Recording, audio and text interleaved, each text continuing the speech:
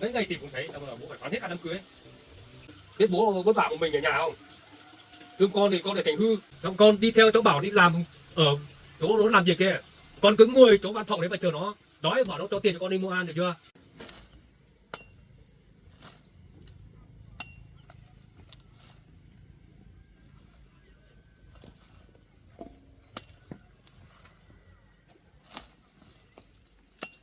Con cắt súp lơ nhé, để mẹ đi cắt Thanh Hóa tí mình đi bán vào, cắt vào thêm để đi bán.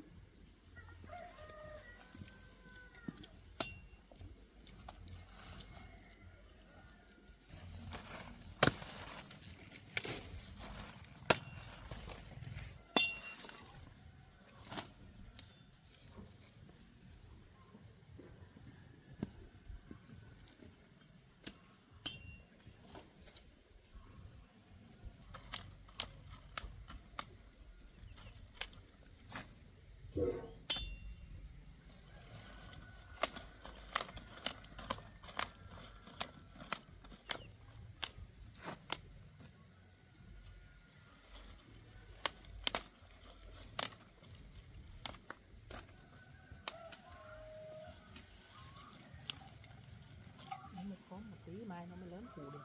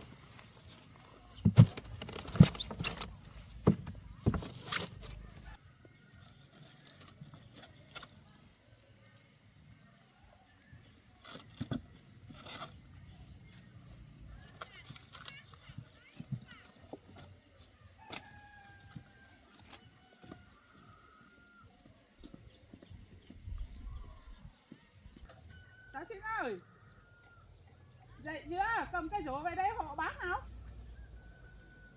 Ra vườn đây hộ bán, cắt rau đi bán nào.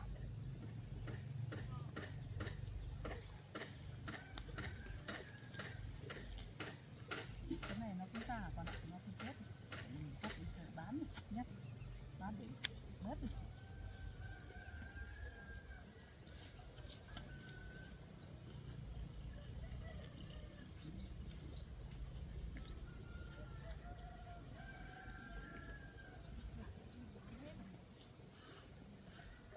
Bán cũng không ăn hết cháu ạ. Bán thì bớt, nó bớt được thêm.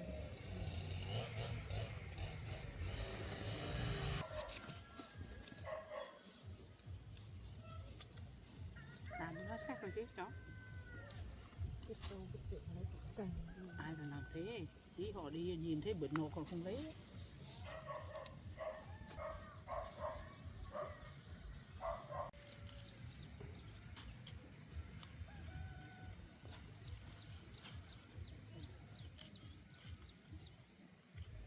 Có túi chưa con? Cái này mình lấy vào túi chứ nhỉ?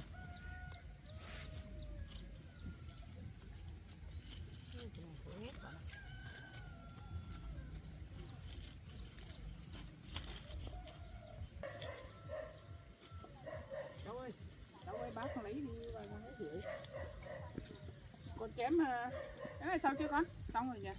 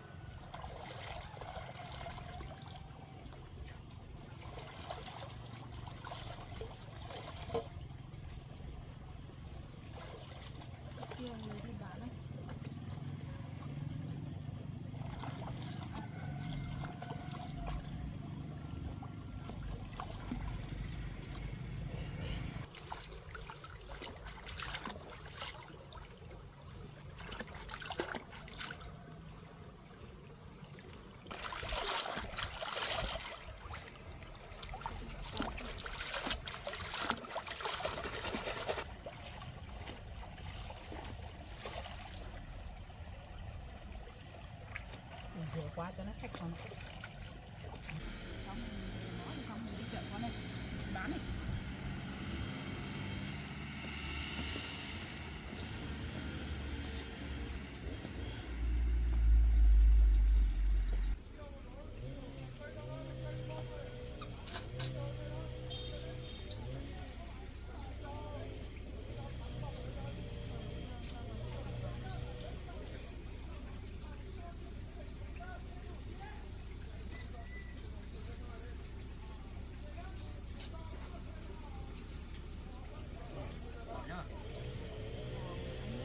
Cắt cái này đi làm gì đây? Bán này ạ.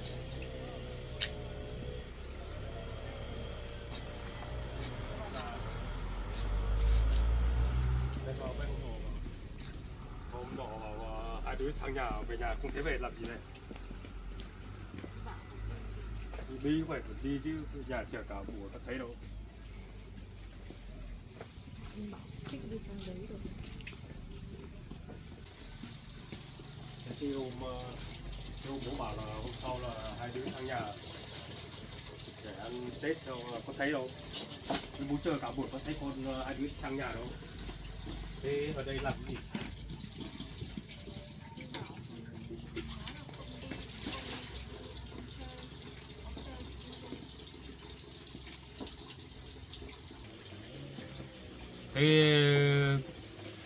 Thế gia đình bên này ăn Tết chưa?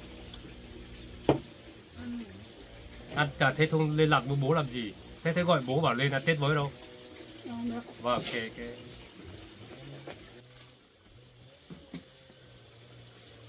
Cái hôm bảo xuống nhà hôm sau bố có thịt gà này, mua thịt ngựa này mà chờ hai đứa để về ăn Tết với. Không thấy đâu về đâu cả, không biết đi làm gì. Gọi lại gọi không được, từ hôm trước chạy ấy. Đấy, cái hôm con nó chạy đấy, mấy ngày tìm không thấy, xong rồi bố phải khoán hết cả đám cưới. Không biết chúng mày đi làm gì này. Em bảo bố trả nợ các con. Nợ thì bố đã bảo rồi, thì xong việc bố hết trả cho người ta chứ thôi, sao phải đi như thế. Mà người ta cứ tìm con nói rồi người ta cũng nghe rồi. Bây giờ bố phải khoán hết đám cưới rồi, anh em còn tìm chết bố, khoán hết luôn, không có cưới cái gì hết. Cũng là người ta còn cười cả bố cơ, mà bố có biết mà đeo ở chỗ nào được đấy. Con phải nghiên cứu cái vấn đề đấy chứ, xong là cứ thế ngày của mình cưới cũng không biết không chạy thế thì làm nào.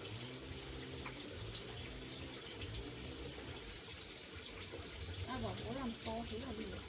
Không làm to thì làm nào, mỗi một đứa con gái như thành con trai cơ mà, không làm to thì làm cái gì, phải làm to thế chứ mới được chứ. Còn người đi ăn với anh em ăn nhiều lần lắm rồi, mình có gì con đâu, có mấy đứa con gái con thì bây giờ không làm to thì làm thế nào mà thời gian nó một phát làm thôi. Người ta bỏ sinh một lần tử một lần sinh cơ mà. Sao mà bà làm 2 phát cưới, 1 phát thôi.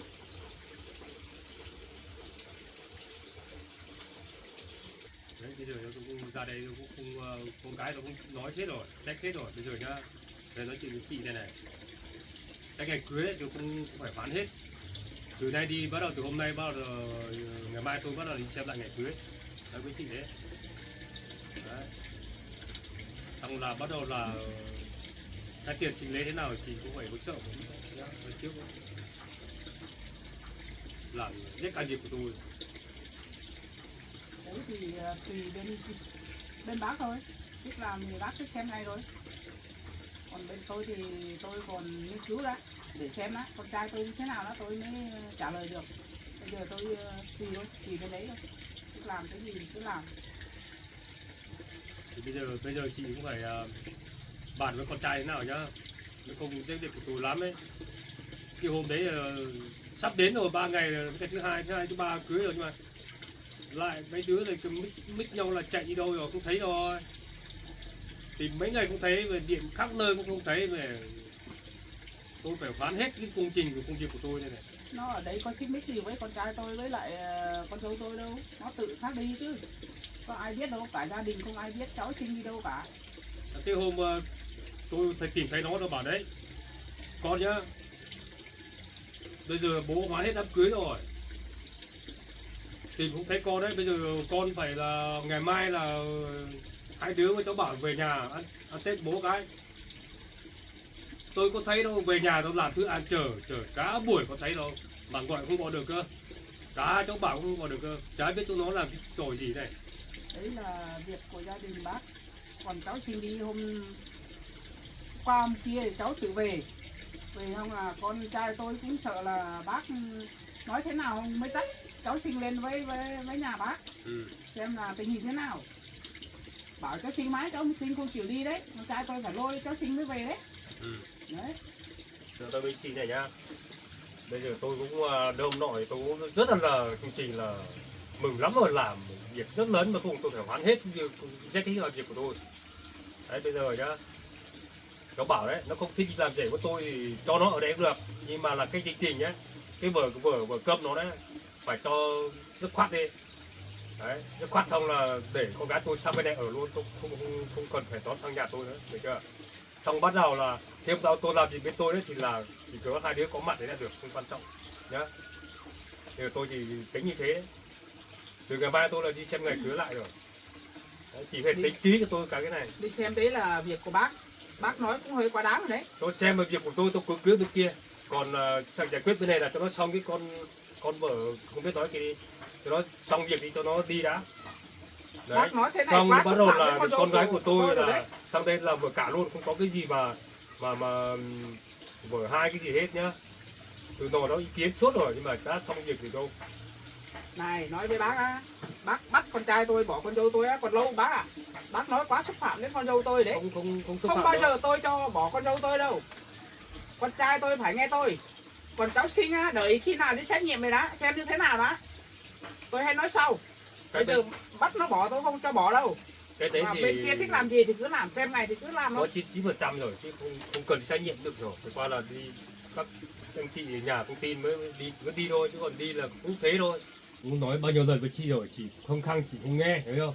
Hai mẹ con chị cứ bảo là đòi đi xét nghiệm vào cái con trong bụng đấy. Cái vấn đề đấy thì chỉ nếu mà có tiền nhiều chị có đi xét nghiệm đấy. Còn tôi đã bảo chị rồi, 99% rồi. Đấy, một lần đi làm nó phải rơi vào 30 triệu, 25 tầm gần 30. Đấy, cái đấy gia đình bên chị khác, đòi hỏi chị khác, chị không có tiền đấy tôi không biết đâu nhé. Còn bên tôi nhá, bên tôi làm gì tôi cứ làm nhé. Được thôi. Còn cái tiền lấy cháu sinh đi xét nghiệm bên tôi khác chịu hết. Đấy đây chị khác chịu, bởi vì bên tôi khác chịu hết. rồi. Cho nó rõ ràng là có phải con của thằng Bảo không đã. Đấy. Tôi nhất trí rồi, cái này tôi nhất trí. Còn tiền nó đi xét nghiệm thì tôi khác chịu, bên tôi khác chịu. Đấy, cái đấy chị về gia đình bên này khác chịu đấy. Còn bên tôi cưới là tôi cưới. Nói với con gái của tôi cũng phải là con gái bỏ xó đấy, khác đi đâu nhặt về đấy nhá. Cái đấy là rất là quan trọng đấy. Giá trị đấy, có một giá trị một đời người của nó phải không? Mình chỉ phải làm thế nào để cho một đời người của nó là nên người. Không phải là ép cho bảo là lấy cái con sinh làm gì đâu, không có đâu. Nó rằng nó đi làm cái gì sai với con này rồi, thương nhau từ ngày xưa nó đi học với nhau rồi. Đấy. Đấy thì việc của bên kia thích làm gì thì cứ làm, tôi cũng nói từ trước rồi. Đợi khi nào đi xét nghiệm về đá xong là như thế nào tôi hết quyết định sau. Thế vấn đề đấy là gia đình này bên nhà bảo khác đấy, mẹ con chúng mày khác thử đi làm việc đấy là chúng mày khác chịu hết nhá, tao nói trước đấy, đâu không biết đâu. Còn về đó là nó 99% là đúng thôi, không phải là không đúng đâu. Đấy. Lắm rồi, tôi thấy chán lắm rồi mà tôi không muốn nói nữa, chỉ nói với chị này. Còn mẹ con anh chị cứ đi xem xét nghiệm cái gì cứ đi thôi. Còn bên tôi cứ đi xem ngày cưới lại, tôi cứ làm việc nhá. Còn lại con Sinh này nhá,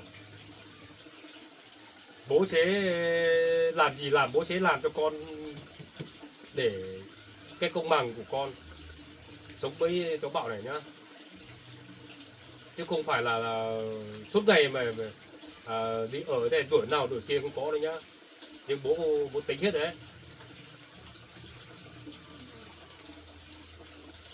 Còn con lần sau con đừng có, cái hôm đấy bố hứa là phải đi về nhà, không được là chạy, biết bố vất vả một mình ở nhà không, thương con thì con lại thành hư.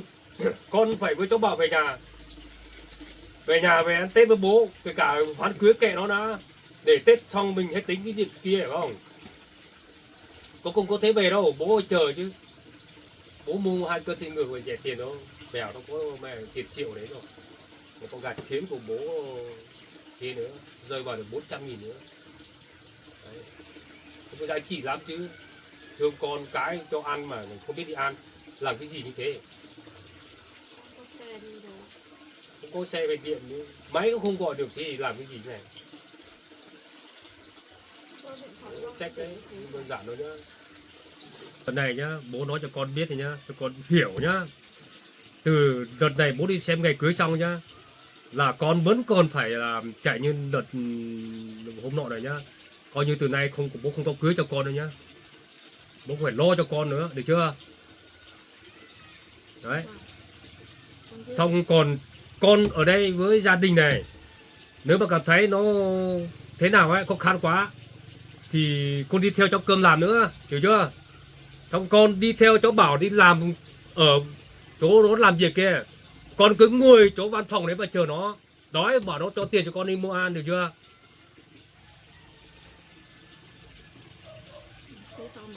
Không ở đây nữa. Đấy, bố chỉ bảo con thế thôi. Còn đi làm việc nữa, thì gia đình Mình đi làm việc mình ngồi trong phòng nó ở chờ, hiểu chưa? Không phải đi nữa, ngồi xe theo nó đi xong là theo về. Nó ở đấy mấy tối, mình ở đấy bao nhiêu tối, hiểu chưa? Thì bây giờ con về ở đây cứ nhiều lúc thì lại chửi bới nhau, bảo mình làm đây kia, tốt nhất đi theo nhau hết, đi theo bám theo xe đi ra chỗ nó làm việc đấy mà ngồi chờ, hiểu chưa? Nhá, từ nay bố bảo là phải đi thế đấy nhá, vâng. không được linh tinh được đâu. Đợt này bố là đến đợt 2 đấy mà không thành công nữa là thôi đấy. Từ nay đi là coi như là không đòi hỏi và làm công bằng cưới cho con nữa đâu nhá. Con biết rồi. Con bố bỏ ngay đấy, bực lắm rồi chứ không phải không bực đâu. Chuyện như này bây giờ bố nói này để thực tế, để nói để cho cả mẹ anh Bảo nghe thấy này, với cháu Cơm với bà Củ nghe thấy đấy. Mà cái hôm bố bảo là mùng 1 Tết này là hoãn cưới rồi, thôi cái đấy nữa không được thì hoãn cưới cũng ok thôi, không sao, bố hoãn hết khách rồi. Thế là đến hôm mùng 1 này là cháu Bảo với con phải về nhà ăn Tết với bố đấy.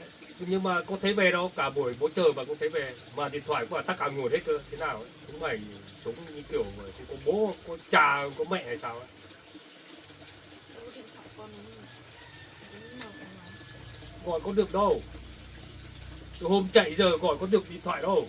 Xong bắt đầu là mày Tết này bây giờ các chú với các bác nó ăn Tết ầm ầm, bảo anh ơi đi ra tôi ăn Tết đi, nhưng mà thôi tôi phải chờ anh đi chặt cỏ cho trâu đã, cho con một con trâu nhé, một con bò nữa, trâu có một con ngựa nữa.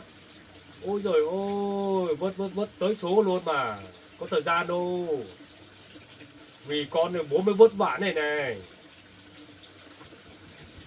Thì hôm đấy là con cũng muốn về chứ, nhưng mà anh bảo với cả nhà đi lên nội lên ngoại hết thì con đi được. Xe thì anh xe máy anh bảo thì để ở nhà nhưng mà lại lấy chìa khóa đi hết rồi cho nó đi được. Thế mình đi thì giản nó bảo anh đi chìa khóa để cho em mang đi về nhà Tết với bố. Phải nói như rõ ràng bố nói thế. Anh đi xe rồi xe con rồi tôi bỏ xe máy để cho em, nếu mà không đi theo với em đi về nhà bố ấy. Mình phải rõ ràng về nói cho anh nó biết, cho bố bảo nó biết. Anh con nói được nó cũng mở phải không? Con nói mà anh đi mang chìa khóa đi. Bảo cái con nói với anh bảo anh như thế rồi nhưng mà anh lấy xe cho con sợ con đi bán. Thế mình sống bao nhiêu năm, bao nhiêu tháng với nhau thế chưa kịp tưởng nhau nào, sao phải làm cái chỗ đấy? Còn bố đi bố bảo trả nợ cho con, bố đi trả nợ cho con trước đi. Cái đấy bố nói ở đây, nếu mà xong cái đợt nọ này, xong cái việc đấy thì trả xong rồi, cái nợ rồi cái gì nữa. Đi trả trước rồi cưới xong rồi. Tại các con với cháu gia đình bên này như thế thì coi như mới trách việc của bố bây giờ mới vất vả thế này còn gì nữa. Nếu không bây giờ trả xong nợ hết cho con rồi gì nó cũng phải nợ cái gì. Rồi mới chỉ chắc cái vấn đề này đã nhá. Bây giờ cái cháu bảo này bây giờ nó không thích ở rể của tôi phải không? Thì bây giờ cái nó thích ở nhà bên này cũng được, nhưng mà tôi hỏi bà xem, chỉ xem cái chương trình cái tiền chị lấy này đấy, nếu không thích ở sang bên tôi ở nhá thì tôi lấy 30 triệu đấy. Đấy xong là chị cũng phải nói rõ ràng với tôi đi, thời gian nó còn dài đấy, nói rõ ràng với tôi để tôi còn đi xem ngày chính xác. Đấy. Kể cả nó không thích đi ở tôi cũng được, ở bên này cũng được, nhưng mà cái này tôi bố trí tôi tuyệt lấy. Thế từ đầu bác bảo không cần phải lấy cái gì của bên này đâu. Giá như nó đi sang với tôi ở rẻ bên kia nhá, thì là tôi bên này không mất một cái gì cả. Tôi nói suốt với chị rồi, chỉ có giải 3-4 cái mâm bỏ đấy thôi, để tôi sang coi như là tôi khăn lo thì ăn đấy hết. Nhưng mà nó có thích đi đâu. Như thế thì bây giờ tôi phải trao đổi lại cái vấn đề này rõ ràng vào. Trao đổi thế nào thì trao đổi được, bây giờ tôi phải chờ con trai tôi đã, hai mẹ con nói chuyện bàn nhau lại đã. Đấy bàn nhá. Bây giờ phải chờ cháu xin đi xét nghiệm về đã, có phải đúng là con của con trai tôi không thì tôi hãy lúc đấy tôi nói với ông sau. Bây giờ ông quyết định thì tôi còn có con trai tôi nữa, tôi không quyết định được đâu, phải chờ hai mẹ con bàn nhau đó tôi mới quyết định được. Cái đấy thì tùy bên đấy, thích cưới thì cứ cưới, tôi nói thế thôi. Còn cháu sinh thì ở đây cũng thế thôi, chẳng ai đuổi chẳng ai chửi đâu, nhưng mà ở là phải nghe lời bà với lại con dâu của tôi mới được. Còn ăn trộm ăn cắp cả tiền còn chưa đuổi là tốt lắm rồi đấy, còn xong là tự đi tự về chẳng ai nói gì đâu. Bây giờ tôi cắt lời chị này nhá, con gái của tôi nó nói rồi, nó nói rồi, nếu mà thích không thích ở đây nhá, ở đây tôi chán mày con của một con mày ấy, thì con đi theo cháu bảo đi làm đi về chỗ nó làm kia, xong là nó có phòng của nó mà, thì mày ngồi đấy hiểu chưa, ngủ đấy và chờ nó. Bác nói thế nào đấy, Xong rồi nó đi làm về nó mua cái gì cho mày ăn cứ ăn mà, xong rồi tối về mình phải cho nó về, nó không về mình cứ ở đấy thôi, hiểu chưa? bên đồng nghiệp của bảo ai mà công nhận là cháu sinh vợ của nó được đem đi chỗ mà làm. Đấy. Cái vấn đề đấy là nó mới chắc rồi, nó nếu mà không thích ở đây với gia đình chị với cháu được cơm này các bà cụ ấy, mày đi theo kia coi như bám theo nhau hết đi nhá, bố bảo đây nhá. Thì cứ bảo là đồng đội nó có nhất trí hiểu không, thì cái đội đấy bây giờ ngày xưa nó đi học theo nhau hết mà, học bác sĩ những con gái của tôi cũng học mà, cũng cùng nhau cùng một khóa đi học hết mà, chả sao cả, nó biết nhau hết, nói với chị đấy. Thế con gái hay bác không đi học bác sĩ à? Chả đi học hết về đây, xong mới đi bên nợ đây, nó về nợ tiền đây. Bác nói thế nào đấy, còn ở đây thì tôi còn chấp nhận được, còn đi kia tôi không nhất trí đâu, không cho đi theo con trai tôi được thế này đâu. Nếu không thì chính về bố trí cái công việc nhanh nhưng không là cho đi theo đấy, không đơn giản đâu nhá. Không nhanh không gì cả, cứ chờ đến khi nào đi xét nghiệm về đã, đến đấy tôi không nói chuyện, tôi không biết. Bây giờ không phải ép nhau quá đáng này đâu. Không bao giờ ép, nói mình nói mình người già mình nói đúng không phải nói sai gì chưa. Bây giờ là nói phải chính xác. Cái thứ nhất chỉ cứ đòi mà đi làm cái việc này, trách nhiệm này. Đấy, nhưng mà bây giờ là hôm nọ thì cũng còn 1-2 tuần nữa thôi, sắp tuổi rồi, nhưng mà gia đình bố trí tiền thì làm nhanh đi để cho tôi còn biết đi xem ngày cưới, hiểu chưa? Bây giờ tôi cũng không làm như cái tật trước nữa đâu. Được rồi, chờ đến ngày thì bên tôi khắc đưa cháu sinh đi xét nghiệm. Đấy. Bây giờ cứ ép hai bên tôi đây cưới tôi không nhất trí đâu. Nếu không là phải cho con gái đi theo cháu Bảo đi làm chỗ nó cơ quan nó làm gì kia. Nó có phòng riêng của nó mà. Cái tính cháu sinh á, đi theo con trai tôi á, còn lâu mới được ở đấy. Có khi cả đồng nghiệp còn ghét đấy, không phải vừa đâu. Cháu làm cái gì? Cháu không phải người bình thường đâu, ở với con dâu bác không biết nói đâu. Mà cháu còn chửi nói, cháu còn sai cái này sai cái nọ, đi kia cháu còn sai con trai của bác đến bao giờ nữa. Tí lại còn đòi ăn cái này đòi ăn cái nọ, nó đang làm việc nữa. Không đi cháu lại làm gắt với nó. Chẳng làm cái gì à? Lạ gì tính cháu. Thì cái việc đấy là chị không phải lo cho con làm gì. Việc nó làm nó khác lo thôi. Không phải là chỉ phải lo như thế, nói như thế đâu. Cái đấy là nó làm nó có trách nhiệm rồi, nó phải lo. Chỉ cứ phải lo bảo là thế này kia không có đâu. Nhá, chị nói với chị thế. Đấy, bây giờ không có việc gì thì bác cứ đi về đi. Bây giờ cứ nói quanh nói cuốn mấy cái câu cưới xin đấy là tôi đã nói rồi. Khi nào cháu sinh đi xét nghiệm về đã. Nếu mà đúng con của con trai tôi thì tôi hãy nói chuyện với ông sau. Cái vấn đề đấy thì tôi cũng hoàn toàn nhất trí thôi, nhưng mà tôi chưa trao đổi được cái này. Cái vấn đề này đã. Cái thứ nhất là bây giờ cháu Bảo nó có đi sang bên tôi ở làm rể không? Cái thứ hai là nó ở nhà bên này thế nào ấy thì chỉ phải nói rõ ràng cho tôi để tôi biết cái vấn đề này tôi mới đàng hoàng được. Cái đấy tôi đã nói với ông rồi. Cứ chờ cái ngày đi xét nghiệm này đã. Tôi mới nhất trí với ông. Tôi sẽ nói sau với ông. Bây giờ cứ nói quanh nói cuốn mấy cái câu ấy là tùy thôi. Bên đấy thích làm gì thì cứ làm thôi. Tôi không nói nữa. Kệ. Nói bây giờ không làm nhanh thì con gái của tôi bây giờ nó nói thật. Một đời người của nó người ta các cụ đã nói rồi. Người ta bảo một lần sinh một lần tử đó. Thì bây giờ nó càng ngày càng to cái bụng nó. Mỗi ngày to một ngày rồi. Sắp đến ngày đẻ của nó rồi. Thế mà tôi mà không làm nhanh thì làm sao mà cả 6 mặt bố à, anh em cái kia dòng họ đã cười chết nhá. Đấy là việc của bên đấy. Tôi không biết. Mấy hôm con vẽ ra thì con làm giấy khai sinh. Đấy. Con Nó còn vướng mắc là mấy thứ nữa cơ. Cho nên là tôi mới nói với chị và nếu mà không nhất được thế là tôi về luôn. Thế thôi, về luôn. Ông cứ về đi, tôi nói rồi. Chờ con trai tôi về tôi hỏi ý kiến của nó. Bây giờ tôi quyết định nó cũng nói với mẹ rồi. Con không có gì với sinh đâu. Mẹ cứ tin tưởng con đi thế này tôi sao tôi chí được. Ông phải nghĩ chứ. Bây giờ cứ ép tôi lấy cái ngày tiền xính lễ với cái ngày cưới hay cái gì thì ông mới về thì làm thế nào được. Tôi nói ở đây nếu mà tôi sang nhà tôi thì làm rể đấy, coi như là hai bên ở thôi, thích ở lâu sang mẹ nữa. Tôi có cho bà mất tiền đâu, tôi lo từ A đến Z hết rồi. Nhưng mà có nhất trí đâu, thế không nhất trí tôi phải đòi hỏi như thế. Gia đình tôi tốt quá rồi, là cho cái cháu sinh ở đây thì quá tốt rồi với bên ông rồi. Bây giờ đừng có mà ép mà ba mẹ con tôi cái này cái nọ nữa, không nói nhiều nữa, không có việc gì thì ông đi về đi. Đấy, chị cứ không biết với cháu Bảo đi, xong là nó nhất trí được như thế đấy, như thế đấy thì là cháu Bảo nó gọi cho tôi, đúng chưa?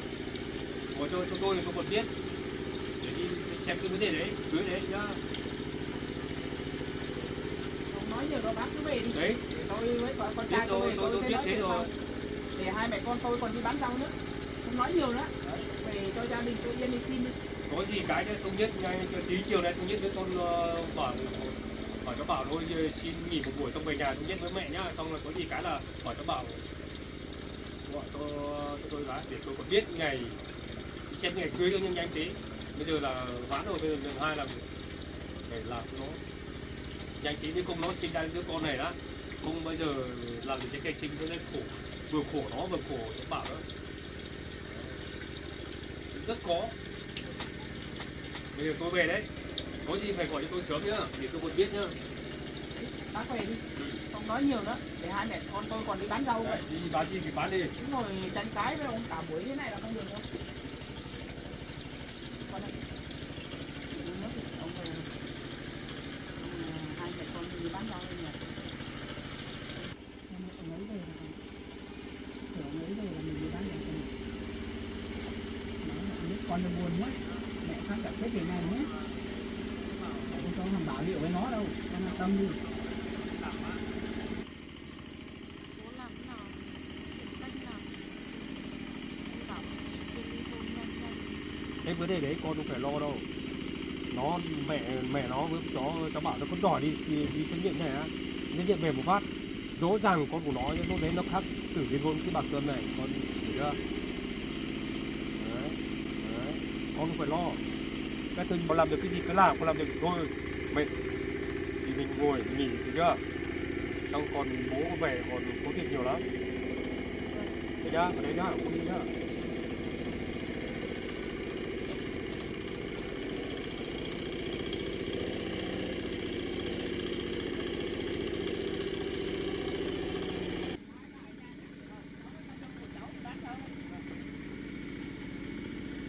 Thế cháu xíu có đi không? Đi ở nhà nhé.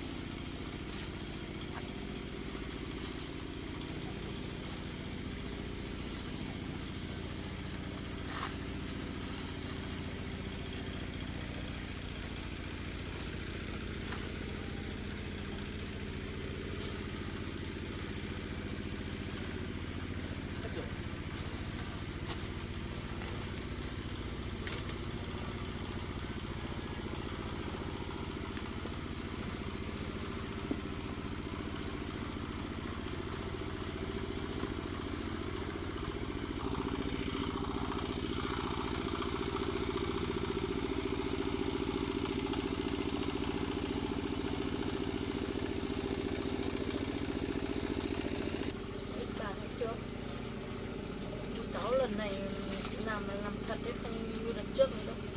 Bà chuẩn bị với cái con cơm thì đi ra ngoài kia mà ở ấy. Cứ chờ cho đi xét nghiệm xong thì rõ ràng đã. Xét nghiệm đi, cháu sợ. Đã nói rồi, con của anh bảo là con của anh bảo thật, bảo xét nghiệm cho là mất tiền cũng mà kêu. Đi xét nghiệm là mất tiền của cháu Bảo đấy, rất rõ ràng đã. Sau này nếu mà không phải con cháu Bảo thì cháu không, cháu Bảo không tính sau. Nói rồi con của anh bảo rồi, anh bảo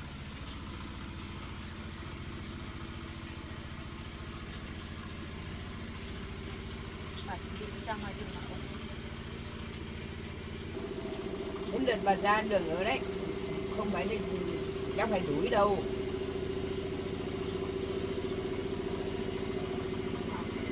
Đi ra ngoài bật cái đồ đi.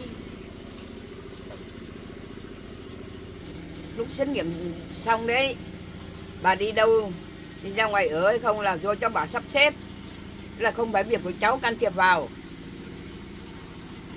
Bà cứ ở đây mà chờ đi. Giờ bà ở đây, bà với cháu mình ở đây là bà cứ ở nhà đây thôi, bà không đi đâu. Còn cháu mình cũng không phải đi đâu hết, không phải đi hôn với cháu mình, với cháu Bảo đâu. Xét nghiệm phải đi hôn. Cháu cứ chờ cho xét nghiệm chính xác của cháu Bảo thì lúc đây cháu Bảo ly hôn cháu mình hay không là cho cháu Bảo chứ. Bây giờ cháu cứ ép cháu Bảo phải ly hôn cháu mình đi, làm cái gì sớm thế này. Cưới thì chưa Nói cưới, với bà là cái gì bà cưới thì chưa cưới, xét nghiệm thì chưa xong thì cái đòi là ly hôn. Ly hôn sau này cháu chỉ nói thế thôi, sau này đi xét nghiệm về thì chắc chắn là phải ly hôn. cháu cứ chờ đấy rồi cháu Bảo ly hôn cháu mình. Thì cháu ly hôn ai, ly hôn cháu. Bà đi đặt khăn ngồi. Bà không đi, bà cứ ngồi đây đấy. Để chết cháu đuổi bà đi đâu.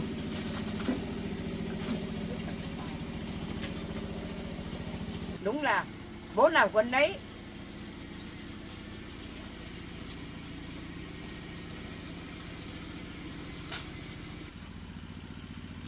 Nhà cái bà già mù. Máy chín.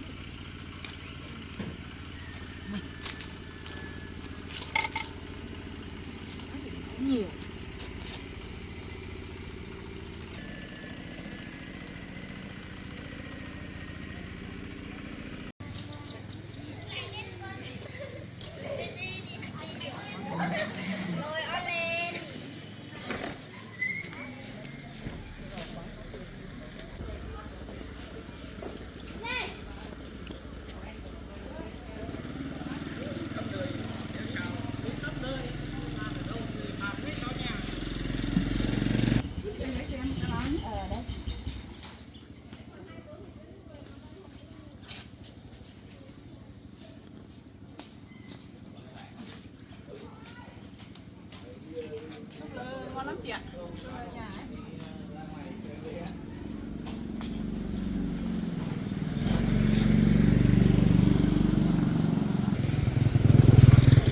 Lơ này bắp cải ngon thế nhỉ? Vâng, ngon lắm chị ạ. Bao nhiêu tiền một cây súp lơ đấy hả? 20.000 chị ạ.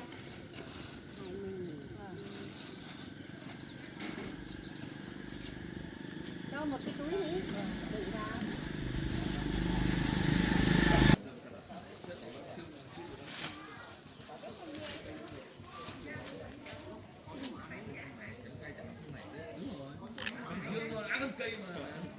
Tiền con này. Vâng. Về nha. Ừ.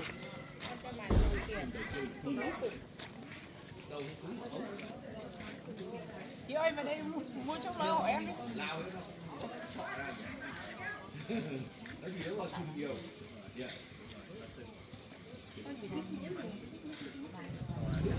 Hai mươi nghìn chị ạ. Súp lơ thì cũng 20.000 thôi, của bông thôi. Bắp cải mà. Thế phải kêu trước một tí cho mới đơn giản ra được. Cho tôi này đi. Bao nhiêu đây không? À, lấy cháu có lòng cho con coi.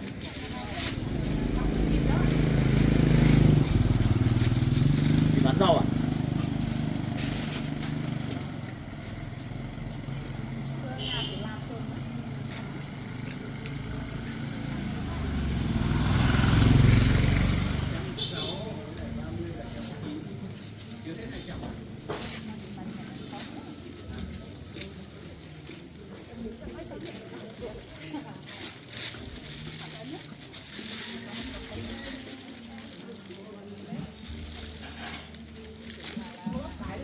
Bà có lấy thêm hương nước gì không? Ngon lắm chị ạ. Bắp cải. Đâu? Thuốc nến. Mình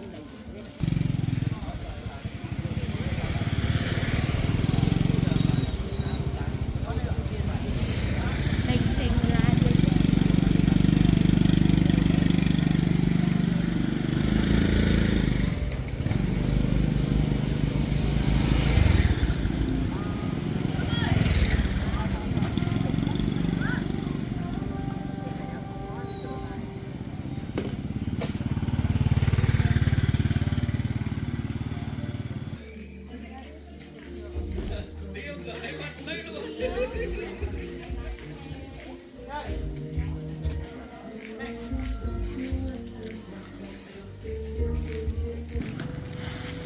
Chị ơi mua rau chị. Bao nhiêu tiền một túi này? 5.000 thôi chị ạ. Cây này. Cái đấy là 20.000 đấy. Mẹ không biết. Lấy cho một túi này, cây này. Đến Tết cho mình cũng nhỏ đâu. Cái này 50.000 với lại cái này 20.000 nữa là 70.000 chị ạ. Vâng, xin nhé.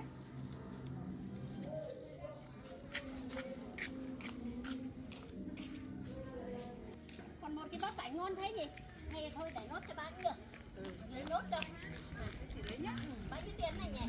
20.000 thôi chị ạ. 20.000 à? Cảm ơn chị nhé.